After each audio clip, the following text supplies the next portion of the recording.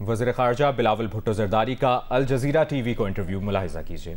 And as you mentioned, I'm doing a groundbreaking for our embassy here in Baghdad, and we will be opening a consulate in Najaf soon as well. But we also have scope for economic cooperation between Iraq and Pakistan.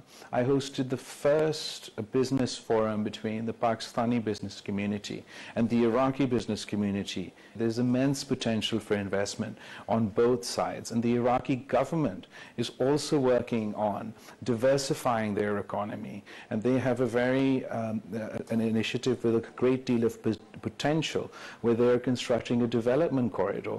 And I've spoken to my Iraqi counterparts and the Prime Minister of Iraq and requested them that Pakistan should also be included in this development corridor. So I believe there's a lot of scope for economic cooperation, security cooperation, and cultural and religious engagement.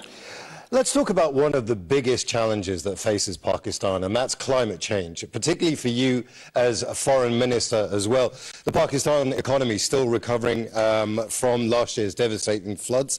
Now, they did highlight the international community's responsibility toward helping Pakistan. There were a lot of promises made, including the United Nations-led post-disaster needs assessment, which said that Pakistan needed $16.3 billion in aid. Has any of that aid, have you got even close to any of that being delivered to Pakistan? So thank you very much, and I think you've touched on an extremely important issue, not just for Pakistan, but the world at large.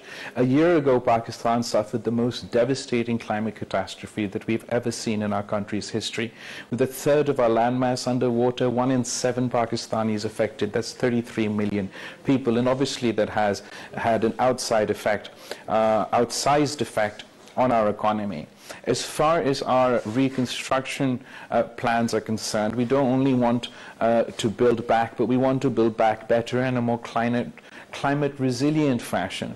And to that end, Pakistan co-hosted with the UN Secretary General a climate resilient Pakistan conference in Geneva in order to raise the necessary funds. We had set our target at half of what was required by the damage needs assessment. So our target was about $8 billion, and we sort of overperformed. We touched between $9 and $10 billion as far as pledges are concerned. We are working to materialize those pledges while at the same time engaging with the IMF to finalize our IMF program. And of course, once our IMF program is in place, I imagine we'll receive even more of the resources from those resources pledged by countries or multilateral institutions at our conference for a climate resilient Pakistan. But pledges need to become actual cash given to the country, and there is a lot of donor fatigue when it comes to Pakistan. Funds have been mismanaged in the past. I mean, you must be coming up against that as foreign minister. A lot of international community members saying to you... Allow me to just correct you right there. Actually, no, I'm not. I'm not. There's quite a lot of misinformation about funds being mismanaged in the past. In fact, every single accusation about funds mismanagement as far as disaster management is concerned, be it the 2005 earthquake, be it the 2010-11 floods, or now indeed these floods, while there has been frivolous accusations, no accusation has been proven truthful. And I think that's why, I mean, sort of the biggest proof that this accusation doesn't hold any weight is the fact that Pakistan, despite the odds, despite the fact that the world is completely focused on the Ukraine-Russian conflict, and most of not only humanitarian budgets, but a lot of European and Western countries' budgets are going towards that conflict. Despite all these challenges, Pakistan received support from everywhere, from the West all the way to the East, you're right, as far as pledges are concerned, because this was a development conference. So while a couple of $100 million were in the form of grants, the large chunk of the finance financing we've managed to arrange are either through bilateral loans or through multilateral institutions, such as the World Bank, the Asian Development Bank, and such. So the arrangements we've made with international financial institutions, we've already started working on much of those, for example, in my home province in Sindh. But it will take time for us to materialize the full amount. Let's look to the region now and begin with Afghanistan. The Taliban has returned to power in Afghanistan in 2021. Pakistan's position was, let's give them a chance. Pakistan can't completely afford to disengage from Kabul. But has the Taliban failed Pakistan's hope and expectations? Look, I think that it has been slightly over a year since the fall of Kabul. And of course, there were many expectations from the new regime. And they're still, while they have delivered in some areas, there's a long way to go in many other areas. As far as Pakistan's position on Afghanistan, I think you'll find Pakistan's position is in line with the position of the international community. We also request that the interim government in Afghanistan fulfill their pledges to the international community and to their own people, be it to do with women's rights or women's education, or their commitment for their soil not to be used by a terrorist or to conduct terrorist activity in other countries. But we still believe that engagement is the solution, and not only Pakistan but the entire international community must engage with Afghanistan, because it is in all our interests that Afghanistan becomes a secure, prosperous country, sort of at one with itself and with its neighbors. And in order to do that, it requires not just Pakistan, but the entire international community to engage with Afghanistan. And then, of course, it is also incumbent on the interim government in Afghanistan that they live up to their commitments to the international community. But there's also domestic issues here as well. The Pakistani Taliban remain a threat. There was a very recent incident in northwestern Pakistan that left 2 soldiers and 2 militants dead. I mean, this must have an impact on the relationship with the Afghan Taliban. You're absolutely correct to point that out. And the biggest bone of contention we have is the security threat that we face, particularly from the Tehrik-e-Taliban Pakistan.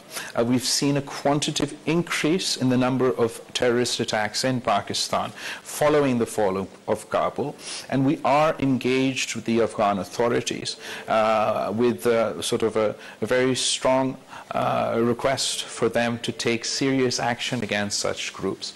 I hosted the Afghan foreign minister in Pakistan. We also had a trilateral meeting along with the China, Pakistan, and Afghanistan, and the messaging out of our engagements there did include specifically action against terrorist groups. What does your relationship look like with Tehran at the moment? Should we expect a visit like the one you've just made to Baghdad? I've already been to Tehran. I think it's been almost a year now since my maiden visit, and then recently, just last month, I accompanied the Prime Minister to inaugurate 2 projects at the border between Pakistan and Iran. One was a border market to encourage cross-border trade between Iran and Pakistan. We inaugurated a border market, and we also inaugurated a transition line where we're procuring electricity from Iran for Gwadar in Balochistan. So we're indeed engaged with Iran just as much as we're engaged with Iraq. Did the subject of Iran come up during your talks with your Iraqi counterparts? Iran clearly has a very good relationship, but controversial, with Iraq. I think that particularly recently, given the positive relationship, positive development between the relationship of Saudi Arabia and Iran, and the engagement that was coordinated with China, and Iraq played a large role in that, which has resulted in both countries re-establishing diplomatic relations and reopening their embassy. That is that was very positive news, not only for Iran and Saudi Arabia, but our region and the world at large. And we're all optimistic that hopefully through engagement we will be able to resolve all issues, and we will see an increase of the peace dividend within the region. Now, let's talk about the region slightly wider. China has always been a very key ally of Pakistan, but it has been accused of almost loan shark tactics when it comes to developing infrastructure within Pakistan, that the money that China is giving to Pakistan is coming at quite a high cost. Is that an assessment that you would agree with, or do you think China is still a fair weather partner? No, I most certainly don't agree with that assessment, and I think that unfortunately those with a biased attitude consistently repeat this claim without any proof. We have engaged with China over the years. We have an all-weather strategic partnership with China, and we have through the One Belt, One Road initiative and the China-Pakistan Economic Corridor, Pakistan has developed its energy infrastructure, its communication infrastructure, its ports infrastructure. Given the amount of work we have done, obviously that amount of development always comes with a cost, but we are optimistic that we will be able to live up to all our commitments, and development is the right of all countries, not just a few countries, and it is the responsibility of the governments in Pakistan to develop their infrastructure and to encourage economic prosperity for their people. As a result of the China-Pakistan Economic Corridor, we are optimistic that there will be an increase in economic activity not only in Pakistan but also in China, and we can complement each other's economies. Now, Imran Khan was wanting closer relations with China. He wanted closer relations with Russia. That was seen as very controversial. It's one of the things that led to his downfall. Where is Russia's relationship with Pakistan right now? Do you have a relationship? So as far as Mr. Khan is concerned, I do not share your assessment whether vis-a-vis his approach to China or to Russia. But as far as this government is concerned, we are committed to maintaining relations with all countries, engaging with all countries, and we've seen an enhanced engagement with the Russian Federation since the new unity government has come into power, and we want to develop deep, meaningful relations with economic ties need to be enhanced, a whole host of ties need to be enhanced with Russia, but at the same time we maintain our neutrality and don't want to get drawn into the conflict between Russia and Ukraine. As far as China is concerned, I already sort of touched on that briefly. We have always, and we will seek to continue to enhance our cooperation with China. If Imran Khan, while in power, also worked with the Chinese government, that is a continuation and not an anomaly as far as Pakistan's foreign policy is concerned. The only person to blame for Mr. Khan's downfall is himself, and I'm sure that history will prove that to be the case. But among the supporters of Imran Khan, they squarely believe that the army was the one that brought him down. Amongst the supporters of Imran Khan, support for the army is at an all-time low. Many commentators in Pakistan are suggesting that whilst it has been acknowledged by retired army officers that there is a lack of support now for the army, as an institution, the army is still very strong. Do you agree with that? Do you agree that the army is unpopular in Pakistan? I really appreciate that you've given me the opportunity actually to address this question, because while Mr. Khan's supporters might hold this view, it is not based in reality or fact. As far as the role of the army in Pakistan's politics, well, of course, no one can hide the fact that we have been, sort of more than half of our history, been governed by military rule. And I stand before you today. My party, the Pakistan People's Party, has challenged each and every single dictatorship in Pakistan's history. From the last dictatorship we had was Mr. Musharraf's dictatorship, and Mr. Khan's political history is this, that he has supported every dictator and he supported every autocrat in Pakistan's history.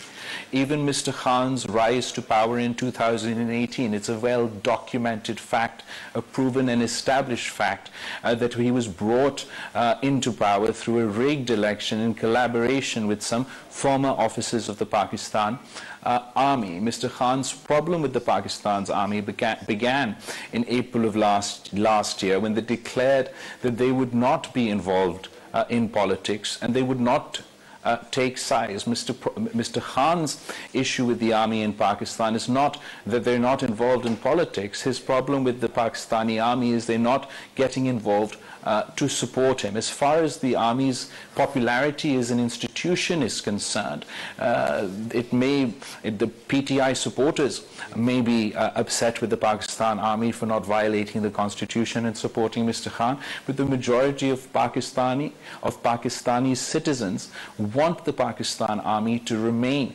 apolitical and not intervene in the politics of the country, and a majority of the people of Pakistan are deeply offended by the actions that took place on May 9th, where Mr. Khan encouraged his supporters to attack army installations in Pakistan, the Corps Commander House in Lahore, the General Headquarters in Rawalpindi, and many military installations. Such an attack has never taken place by any political party in the history of Pakistan.